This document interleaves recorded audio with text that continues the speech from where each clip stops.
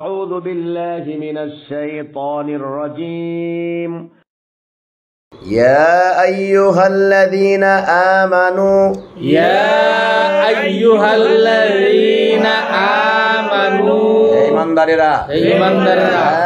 تقربوا الصلاة تقربوا الصلاة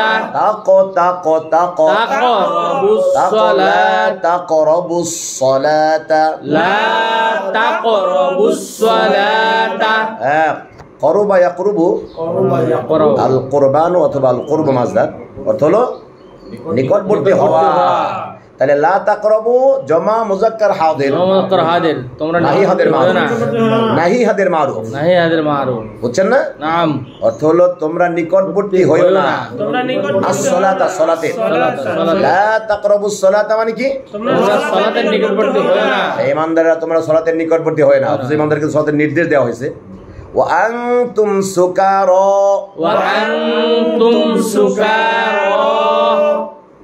এখানে ওয়া মানে এবং ওয়া মানে যখন তোমরা মানে তোমরা সুকার হলো সাকরানুনের জমা। সাকরান মানে হলো নেশাগ্রস্ত মাতাল। তাহলে যখন তোমরা মাতাল থাকবে নেশাগ্রস্ত থাকবে তখন তোমরা কি করবে না? সালাতের নিকটবর্তী হবে না। আনতুম সুকারা এটি মানে মদিনাতুল মুনাওয়ারার যখন মদ নিষিদ্ধ হয়নি সেই যুগের আয়াত এটি। তো আনতুম সুকারা মানে হলো যখন তোমরা মাতালগ্রস্ত মাতাল অবস্থায় থাকবে তখন তোমরা কি করবে না? সালাতের নিকটবর্তী হবে না। মাতাল যদি থাকে তাহলে সালাতে যা পঠিত হচ্ছে পাঠ করছে সে কি বুঝবে না? এই কারণে নিষিদ্ধ করা হয়েছে।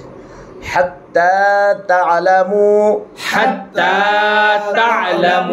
যতক্ষণ না আলিমা ইয়ালামু থেকে তা'লামুনা হাত্তা এমন এক শব্দ হাত্তা এটা হাত্তা হারফু জার হয় আবার হাত্তা এখানে আসছে হারফু জার হিসেবে না কিন্তু হারফু জার আসবে ইসমের শুরুতে এটা ফেলের শুরুতে আসছে তা'লামুনা ছিল এটা কোন সিগা তা'লামুনা জমা মুযাক্কার হাদির আলিমা ইয়ালামু থেকে তা'লামুনা মানে তোমরা জানছো জানবে হাত্তা তা'লামুনা মানে যতক্ষণ না তোমরা জানবে বুঝছেন তো তা'লামুনার যে নুনটা এটা হাত্তায় ফেলে দিয়েছে কথা বুঝছেন তো নাম তাহলে হাত্তা তা'লামুনা যতক্ষণ না তোমরা বুঝতে পারো মা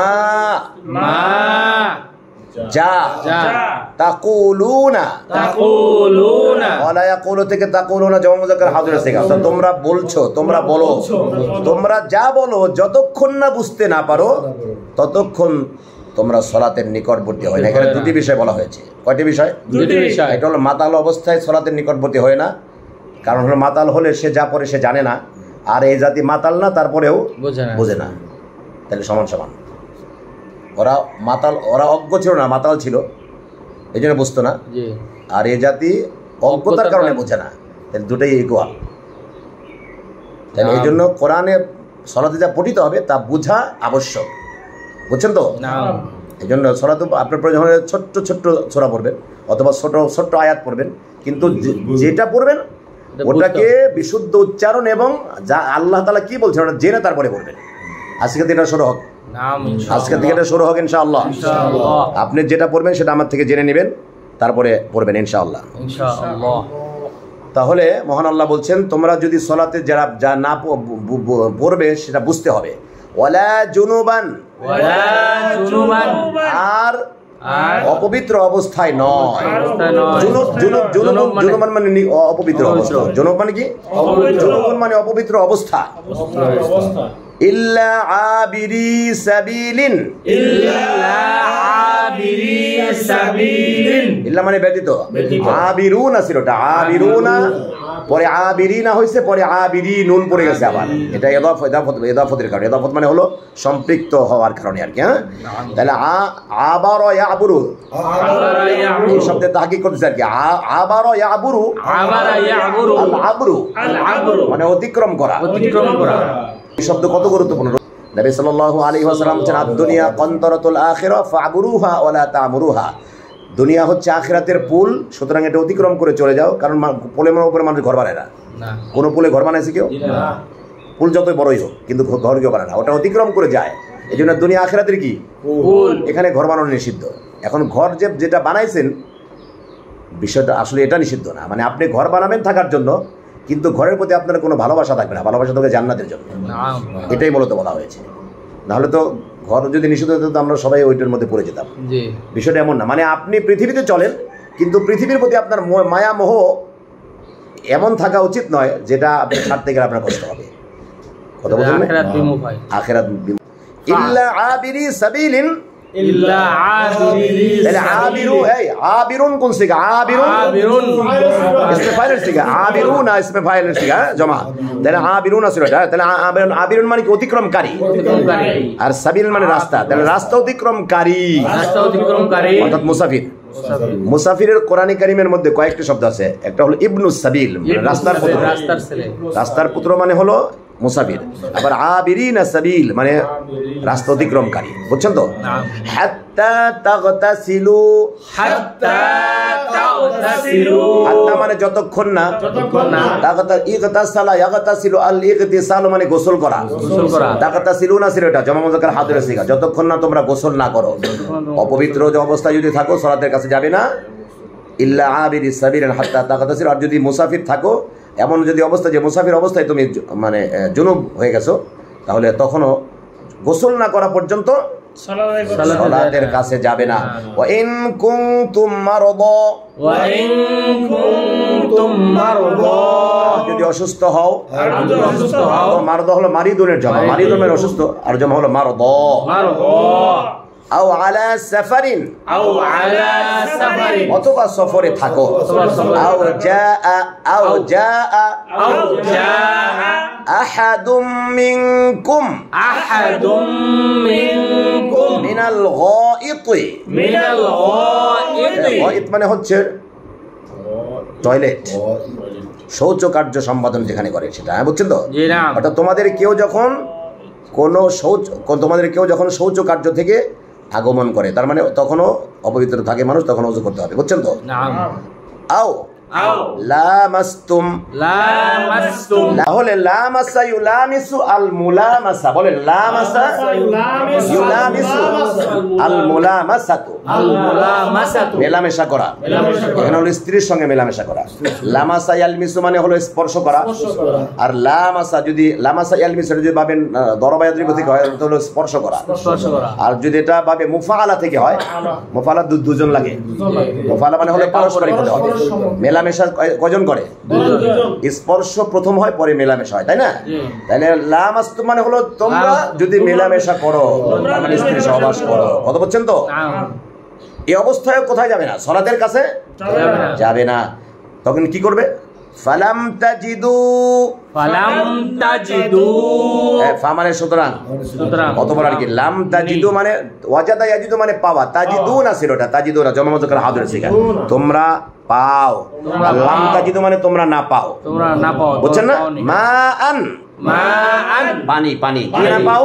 পানি না পাও। এই অবস্থায় যে যতগুলি কথা বলা হলো, এই অবস্থায় যদি তোমরা পানি না পাও, সালাতের কাছে প্রথম যাবে না এই অবস্থায়। তারপরে আল্লাহ বলছেন যদি পানি না পাও, এখন যেতেই তো হবে, তাহলে যদি পানি না পাও তাহলে কি করবে? ফাতায়াম্মামু, ফাতায়াম্মামু, তাহলে তায়াম্মুম করবে, তায়াম্মুম, তায়াম্মুম, তায়াম্মুম, তায়াম্মামা ইয়াতায়াম্মুমু, তায়াম্মামা ইয়াতায়াম্মামু, ইয়াতায়াম্মামু আর তায়াম্মুমু অর্থ হলো ইচ্ছে করা। তায়াম্মুম মানে অর্থ কি? তায়াম্মুম শব্দের অর্থ কি? ইচ্ছে করা, নিয়ত করা, সংকল্প করা। তায়াম্মুম মানে কিন্তু ইচ্ছে করা। বুঝছেন তো? হ্যাঁ, ফাতায়াম্মামু মানে তাহলে তোমরা কি করবে? ইচ্ছে করবে, তায়াম্মুম করবে, তায়াম্মুম করবে। সাইদান তাইয়িবা, সাইদান তাইয়িবা, সাইদ মানে মাটি, সাইদ মানে কি? মাটি। সাইদ জমা হলো সুউদ, সুউদ মানে কি? মাটি। সাইদ মাটি, বলেন সাইদ মাটি। মাটির আরেকটা আরবি আছে তুরাব, তুরাবুন আসাবাহা ওয়াবিরুন ফাতারাকাহু সাল, এটা সূরা বাকারার মধ্যে আছে। তাহলে তুরাবুন মানে মাটি, আর সাইদুন মানে মাটি। তাহলে তাইয়িবুন মানে পবিত্র, সাইদান তাইয়িব মানে হলো পবিত্র। তাহলে পবিত্র মাটি দিয়ে তায়াম্মুম করবে, পবিত্র মাটি দিয়ে তায়াম্মুম করবে। এখানে তায়াম্মুমের বিধান বলা হলো। কথা বলছেন তো? ফামসাহু, ফামসাহু, মাসাহা ইয়ামসাহু, মাসাহু মানে কি? মাসাহ করা, মাসাহ করা, মাসাহ করা, মাসাহ করা, মাসাহ মানে মুছে দেওয়া, মুছা। হ্যাঁ, তাহলে ফামসাহু মানে ইমসাহু, বুঝছেন তো? ইমসাহু মানে হলো তোমরা মাসাহ করবে, বিউজুহিকুম, বিউজুহিকুম তোমাদের চেহারাগুলোকে, ওয়া আইদিয়াকুম, তোমাদের হাতগুলোকে। তাহলে তায়াম্মুমের বিধান এবং তায়াম্মুমের নিয়ম বলা হলো এখানে। তায়াম্মুম এবং তায়াম্মুমের নিয়ম। তায়াম্মুমের নিয়মটা কি? হাত প্রথমে মাটিতে মারতে হবে। কি করতে হবে? আগে হাত মেরে তারপরে কি করতে হবে? হাত মুছতে হবে, চেহারা মুছতে হবে, চেহারা। বুজুহুকুম, তাই না? আগে বিবুজুহিকুম, তোমাদের চেহারাগুলি আগে মুছবে, হ্যাঁ? তারপরে ওয়া আইদিয়াকুম, তারপরে এই যে এখান থেকে দুই হাতের আগে ডান হাত এখানে, এই যে কবজি শুধু এখান থেকে করে অনেকেই, তো এটা হলো সবচেয়ে বিশুদ্ধ। কথা বলছেন তো? আগে মুখমণ্ডল, পরে হাতের ডান হাতের কবজি, পরে বাম হাতের কবজি, বাস তাইমুম হয়ে গেছে। কিন্তু আর কিছু নেই। কিন্তু অনেকে মাথা মুছে করতে করে, আবার ওযুর মতো সবই করে, ওযুর মতো সব করে, এটা ঠিক না। হ্যাঁ, তায়াম্মুমের কাজ কয়টি? ফরজ কয়টি? তিনটি।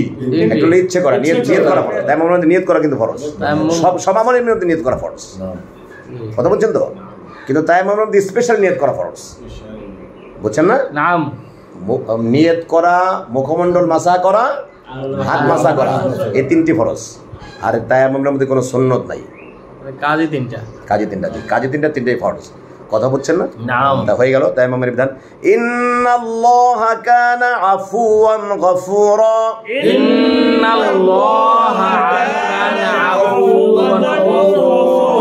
নিশ্চয়ই আল্লাহ আফু। আফু মানে হলো ক্ষমাকারী। রাসূল করিম সাল্লাল্লাহু আলাইহি ওয়াসাল্লাম বলছেন, আয়েশা সিদ্দিকা বলেন, আমি যদি সবের লাইলাতুল কদর পেয়েছি তাহলে আমি কি বলবো? বললেন, তুমি বলো ফাফু আন্নি, আমাকে, হে আমার রব আমাকে ক্ষমা করে দিন।